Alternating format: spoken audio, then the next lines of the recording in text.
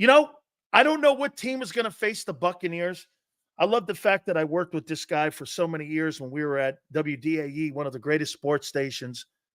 Now it's not quite the same. When we were there, everyone had 14 shares and it was insane. It was just great radio. Well, the morning guy and the afternoon guy couldn't stand one another. The midday guys and I got along. Well, I got along with Ian.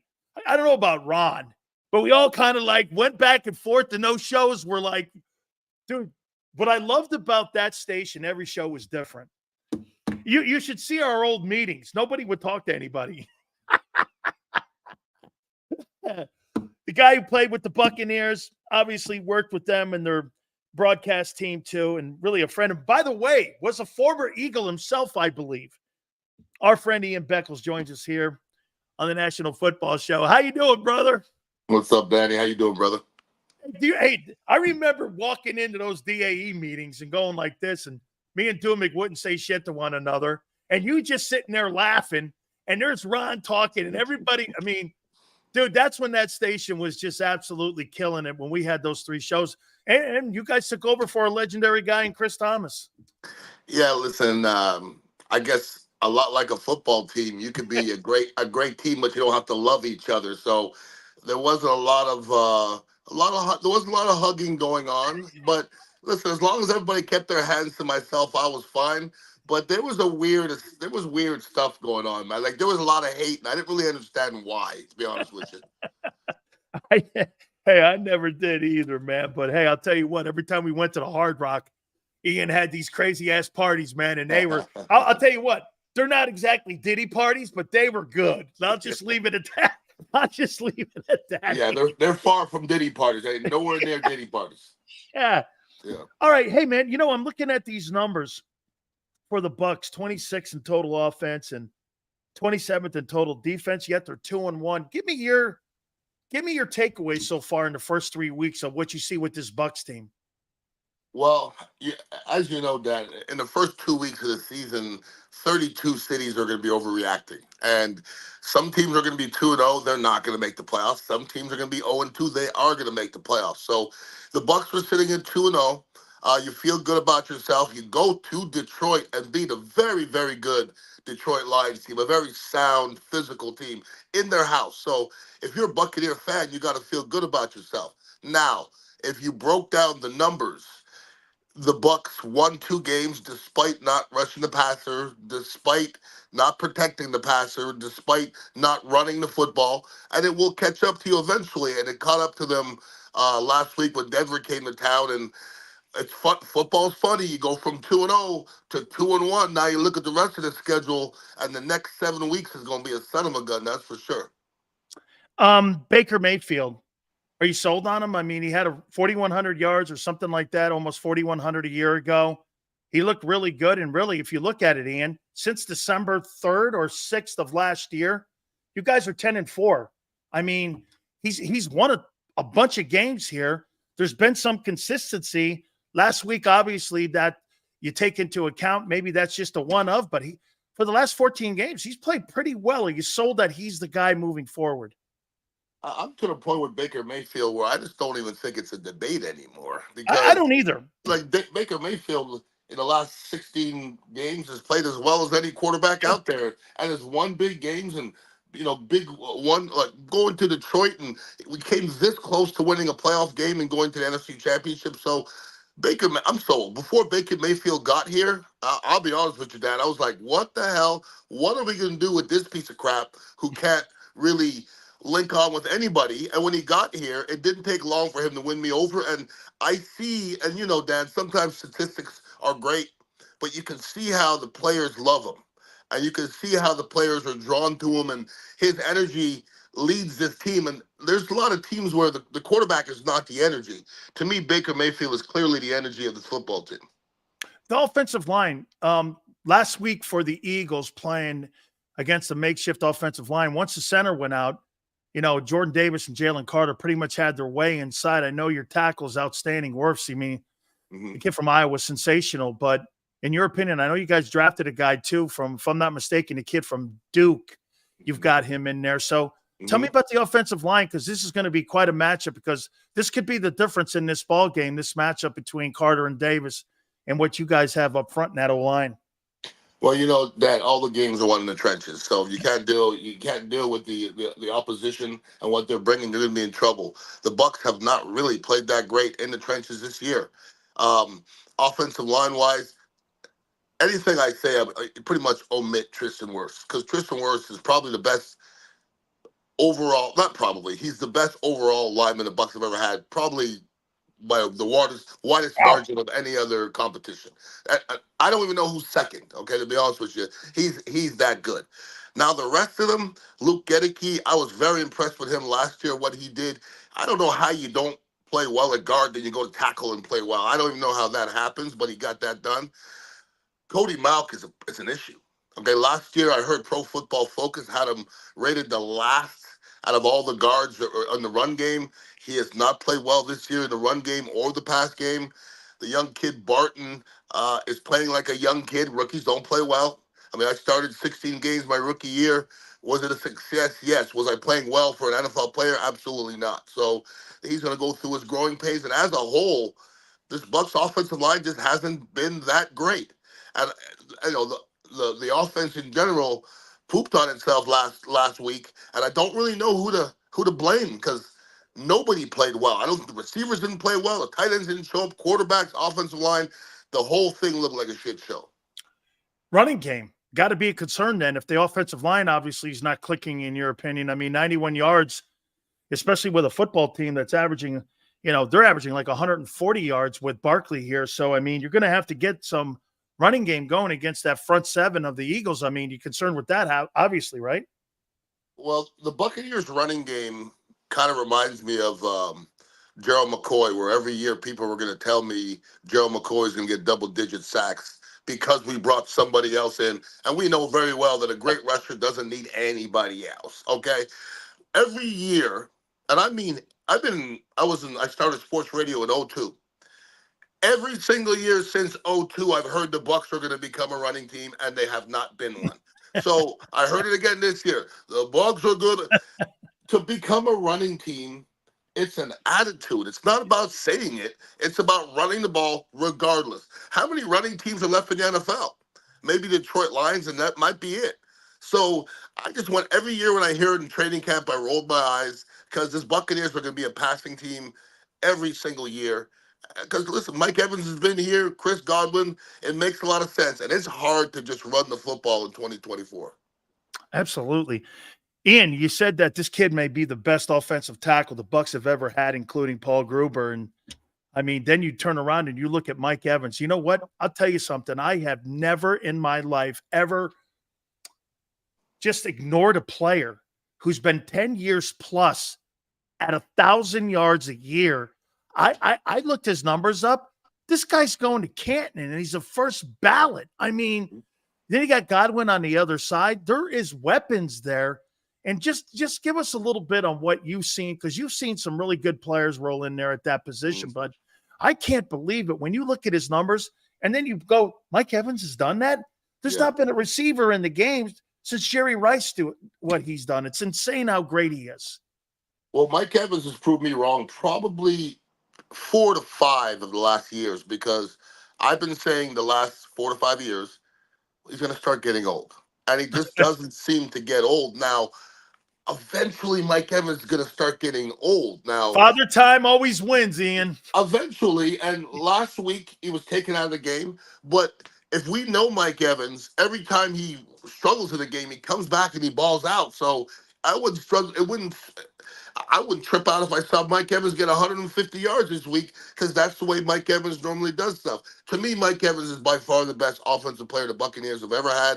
And when you talk about Tristan Wirfs, if you're going to compare Tristan Wirfs and Paul Gruber, you cannot. They're not close. Tristan Wirfs is 60% better than Paul Gruber ever was, and I'll put the film up against it. And that's not dogging out Paul Gruber. That's giving love to Tristan Wirfs and how darn good that kid is.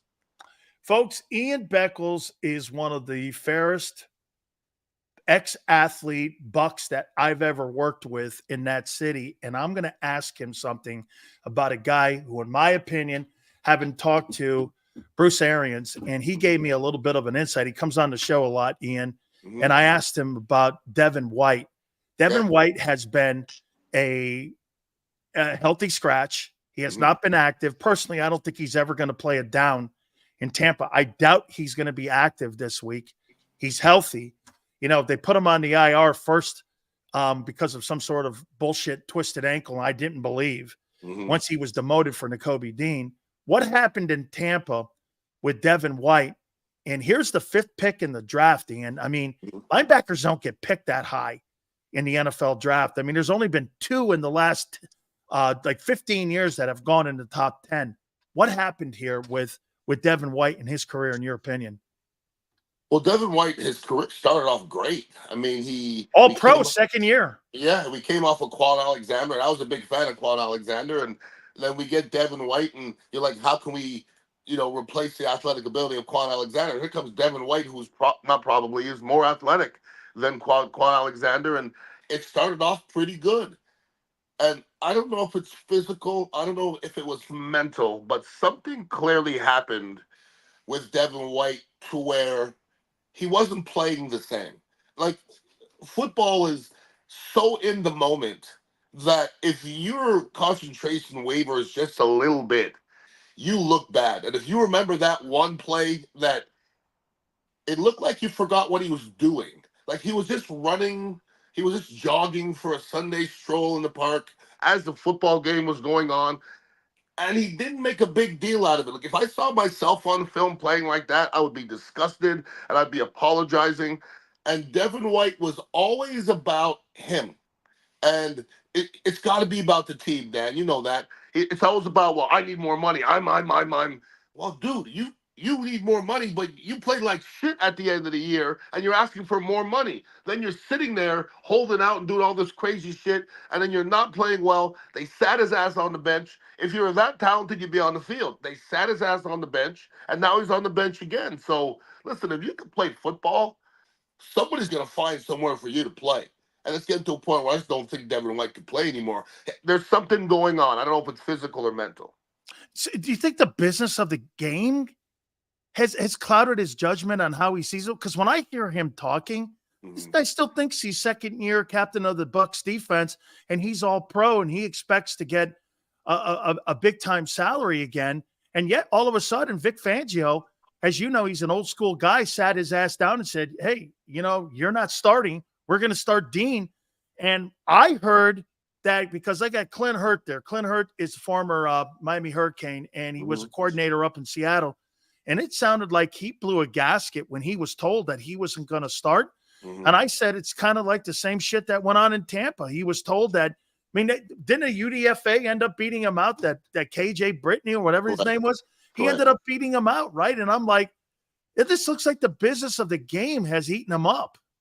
Yeah, KJ Britt beat him out, and who's about to lose his job to Savassi Dennis, because Savassi Dennis is pretty darn good. But Devin White, to me, like, he has all the freaking talent in the world, but we know talent could be wasted. I just think he's immature. I think he's an immature person. Everything comes out of his mouth is immature. And immaturity and being a middle linebacker in the NFL, they don't go together. That's the quarterback and the defense. And that's everybody's looking for you, for spiritual guidance. And I don't think Devin White's the guy to give it. So I think his days are numbered. Todd Bowles. Mm-hmm. Boy, I'm a fan of his. Ian, I don't know if you are, but I just, the way he seems to be a Tony Dungy type calming force that never gets too high, never gets too low. The players can look to him with confidence that he's going to put him in a position to win. He looks fair. I'm going from the player side of it. He just looks fair, and that's a guy you want to play for. I really like the coach. I think that he rallied the troops last year for the Bucs and got them into the playoffs and waxed the Eagles in that playoff game. Are you a fan of Todd Bowles? Once again, I think, like Baker Mayfield, I don't know if you're a Buccaneer fan, why you wouldn't be at this point. The Buccaneers have been to the playoffs, I think, 4 straight years. They've been 2-0 4 straight years. Todd Bowles, I think, is overachieved as a coach. This is the same Todd Bowles that put together a scheme to win a Super Bowl against one of the best quarterbacks ever play in Patrick Mahomes. This is the Todd Bowles that sometimes when the things look like there's no chance out there, he puts together a scheme and his defense plays amazing. I don't.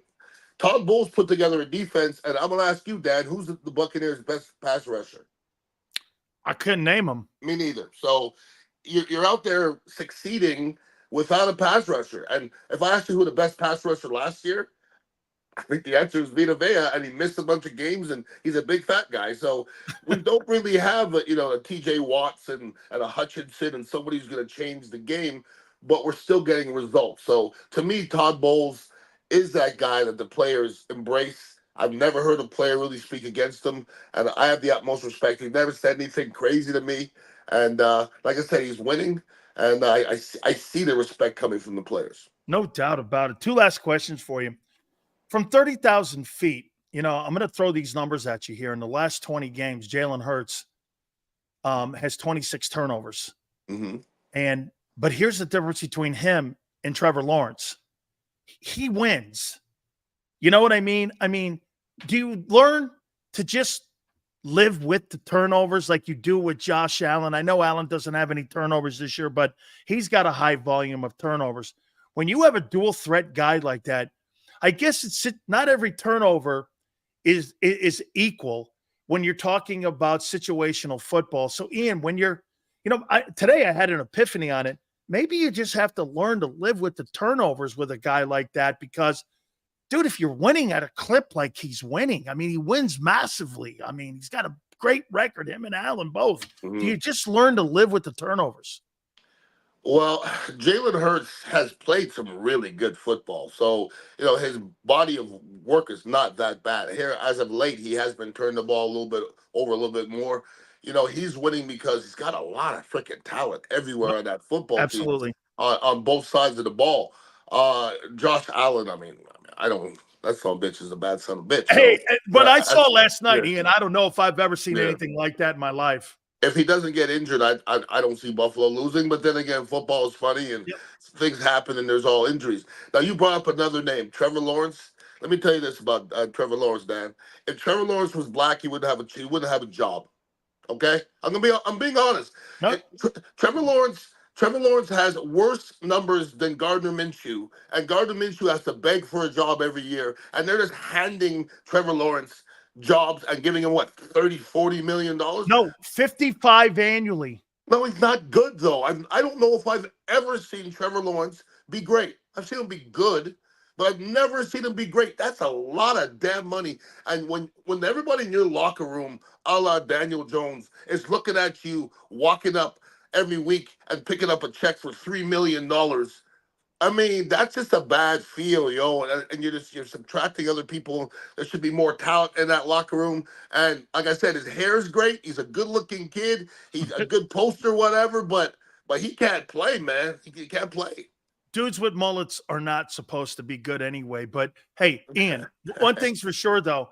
Say this: is there one thing he does exceptional? Like, is there everyone's got a skill set? Lamar, Jaylen. Baker, Mahomes, Allen, everyone's got something you go, that's what identifies with that guy. Does he do anything exceptional? Have you ever seen him flip his hair?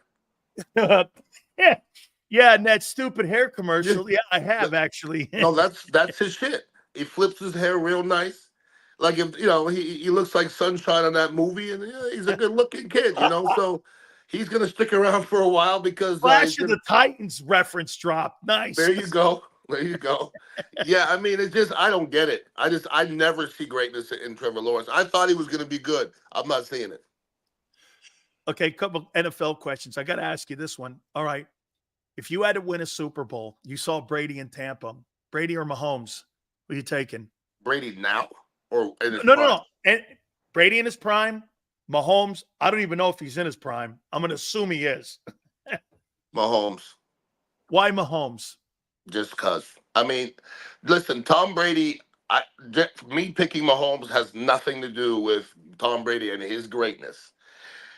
What people can't tell me is that if you take Tom Brady off of those 7 Super Bowl teams, and you put Mahomes in there, that they wouldn't win. That's no way. Because what does Tom Brady, other than win, which is important, what does Tom Brady do better than Patrick Mahomes? I'll wait. I mean, really. Now, Patrick Mahomes Oh, is, how about this? You think he does a better job reading defenses? yes, I do. But that's one thing.